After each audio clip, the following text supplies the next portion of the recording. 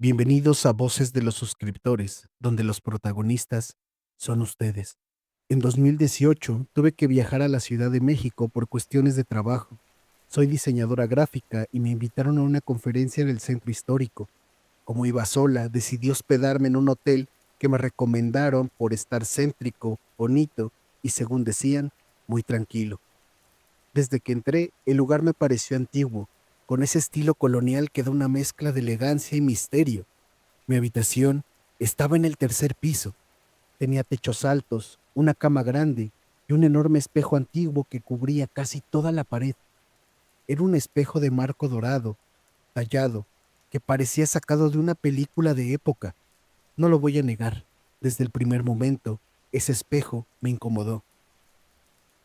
El primer día transcurrió sin novedad. Trabajé en mi laptop, bajé a cenar algo ligero y subí a dormir. Pero esa noche fue muy diferente.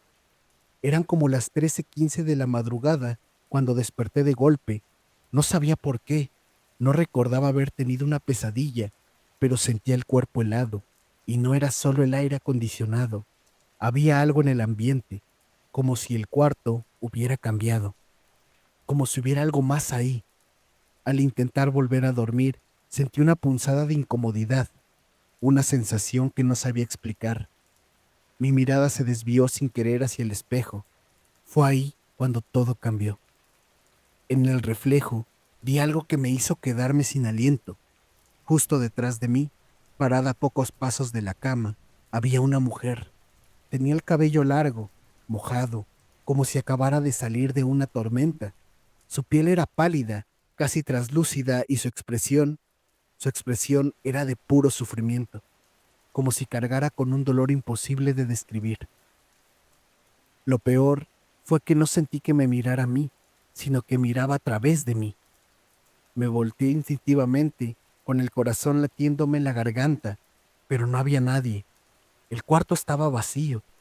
Volví a mirar al espejo y ahí seguía, solo que ahora estaba más cerca, un paso más adelante, casi tocando el borde de la cama. No grité porque no podía. Me levanté de golpe y corrí fuera de la habitación, descalza, temblando, sin entender del todo lo que acababa de suceder. Bajé al lobby como pude, sin importarme si estaba haciendo el ridículo o si parecía una loca. Las lágrimas me corrían por las mejillas y el recepcionista, un hombre mayor, al verme, simplemente suspiró y dijo con una tranquilidad perturbadora: "Fue el espejo, ¿verdad?". Me quedé en silencio, solo pude asentir con la cabeza.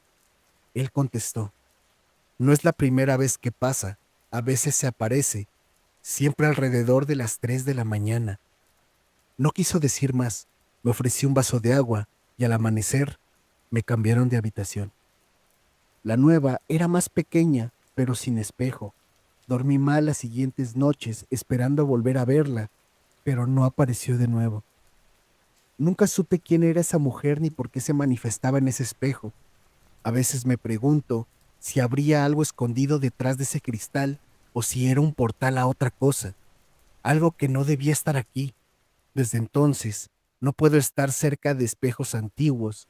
Algo en ellos me produce un rechazo visceral y hasta el día de hoy me sigo despertando a las 3:15 de la mañana esperando ver en algún reflejo esa mirada llena de angustia.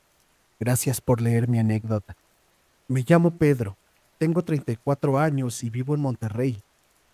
Lo que voy a contar sucedió hace algunos años, cuando mi esposa y yo apenas nos habíamos mudado juntos. No teníamos hijos aún y buscábamos tranquilidad, así que encontramos una casa acogedora cerca de un parque muy pequeño. El lugar era perfecto: árboles grandes, calles tranquilas, vecinos amables, o al menos eso parecía. Todo iba bien durante las primeras semanas. El parque, justo frente a nuestra casa, era un sitio ideal para tomar el aire por las tardes.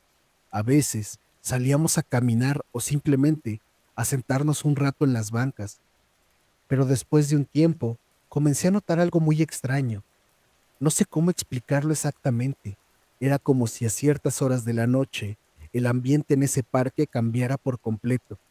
Se volvía más y más denso, silencioso. como si algo no quisiera que te acercaras. Una madrugada, cerca de las 2 de la mañana, me despertó un sonido.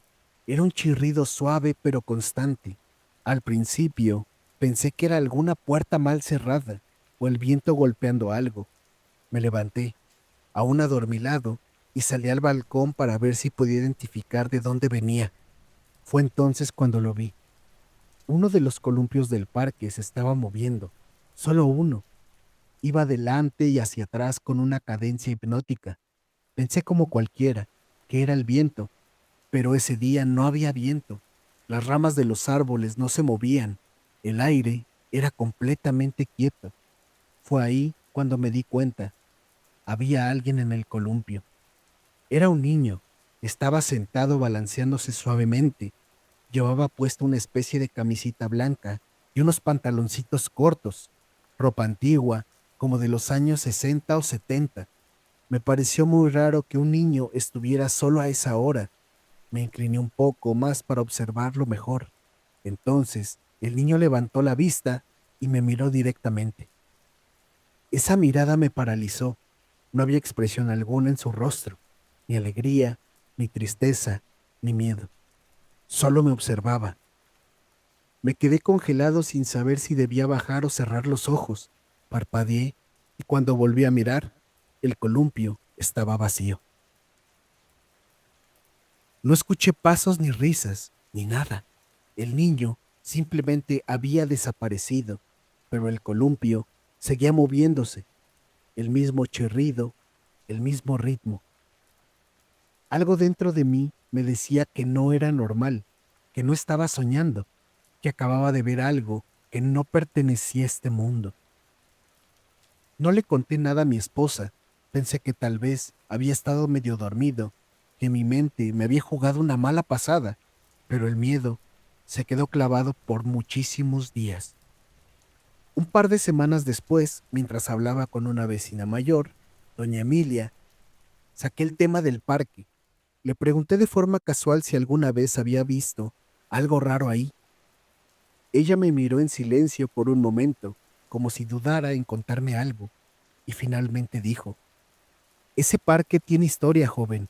Hace muchos años, cuando mis hijos eran pequeños, un niño de la colonia falleció ahí. Se cayó de un columpio, se golpeó la cabeza y nunca volvió a despertar.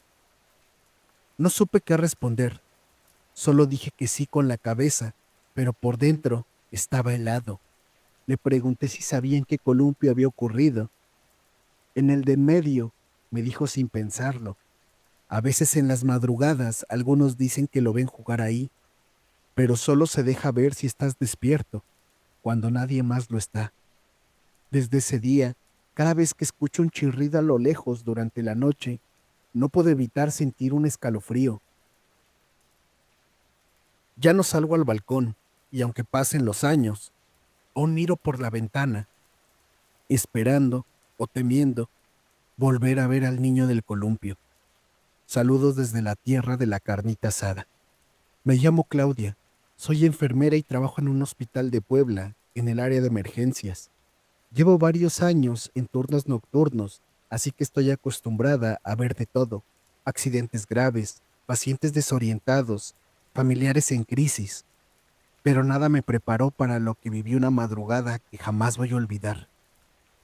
Eran alrededor de las 3:30 de la mañana, una de esas noches tranquilas en las que, por extraño que parezca, no había ingresos urgentes ni movimiento excesivo. Me encontraba en la estación de enfermería, revisando papeles y organizando suministros, cuando de repente sonó el teléfono interno. Era la línea directa que solo usábamos entre áreas del hospital. Respondí con la rutina de siempre. Sala de emergencias, Claudia al habla, pero lo que escuché al otro lado de la línea me heló la sangre. Una voz femenina, apenas un susurro, dijo con un tono entre suplicante y desgarrador: no me dejes sola, por favor. Y luego, silencio. Pensé que quizás era alguna paciente confundida o alguien que marcó por error desde otra sala. Colgué y revisé el identificador de la llamada. Lo que vi me dejó fría. La llamada venía del cuarto 214. Ese detalle no tendría nada de extraño si no fuera porque el cuarto 214 estaba vacío desde hacía semanas. Se encontraba en una sección en remodelación, completamente cerrado y sin pacientes asignados. Era imposible que alguien estuviera ahí, al menos en teoría. Llamé a uno de los camilleros para que me acompañara. No me atreví a ir sola. Tomamos las llaves de la ala cerrada y fuimos al segundo piso. El pasillo que conducía al cuarto 214 estaba en penumbra y el aire se sentía más frío que el resto del hospital. Cuando abrimos las puertas, todo parecía en orden, la cama hecha, las luces apagadas, ningún sonido. Pero al acercarme, noté algo que me provocó un escalofrío en la espalda. En el centro de la cama había una marca, como si alguien hubiera estado acostado hace poco. El colchón todavía conservaba la hendidura de un cuerpo, pero ahí no había nadie. Lo comenté con otra enfermera, Marta, una de las más antiguas del hospital. Me miró con una mezcla de sorpresa y resignación, como si supiera perfectamente de lo que yo hablaba. «Te llamó del 214, ¿verdad?», me preguntó. Yo asentí sin saber qué decir. Entonces me contó la historia. Hace años, en ese mismo cuarto, había estado internada una joven que sufrió un accidente muy grave. Estuvo sola mucho tiempo, sin visitas. Según los que estuvieron en guardia aquella noche, cuando se acercaba su hora final, pidió que alguien la acompañara. Suplicaba que no la dejaran sola. Dicen que sus últimas palabras, justo antes de fallecer, fueron: «No quiero quedarme sola». Desde entonces, varios compañeros han escuchado cosas extrañas relacionadas con ese cuarto. Voces, luces que se encienden solas y llamadas telefónicas como la que recibí yo. Lo más inquietante es que oficialmente la línea telefónica está desconectada. No hay manera de que alguien pueda llamar desde ahí. Y sin embargo, las llamadas siguen ocurriendo. No volví a recibir otra llamada de ese número, pero desde aquella noche, cuando el teléfono suena en la madrugada, no puedo evitar mirar el identificador antes de contestar. Y si alguna vez vuelve a decir cuarto 214, sinceramente, no sé si me atrevería a responder otra vez. Saludos desde Puebla.